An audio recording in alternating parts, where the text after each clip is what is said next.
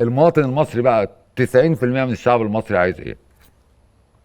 عايز يبقى في استقرار في اليوم بتاعه، عايز الحاجات الحد الاساسيه. الادنى. تخيل بقى، هقول لك انا عايز الحد الادنى من الحياه اللي اتحسم بره في العالم كله من قرون وعقود، اللي هو ايه؟ سكن ما بيستردش يا عم، شقه اسكان اجتماعي كويسه الحمد لله نعمه، شقه ايجار في منطقه مش عارف ايه يقدر عليها بمرتبه.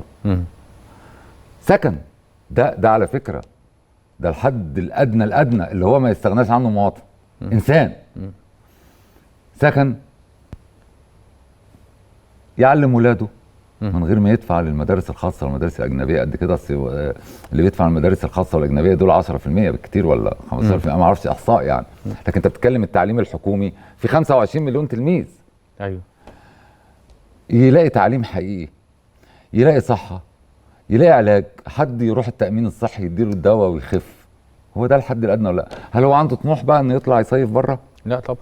هل هو عنده طموح انه يغير عربيته كل سنه؟ ده لو كان عنده عربيه كل الشعب بتستخدم المواصلات العامه. طيب الحد الادنى ده هو مش مطمئن عليه في ظل هذه الحكومه. مش مطمئن، لان فعلا الميكروباص اللي كان ب 3 جنيه بقى ب 15.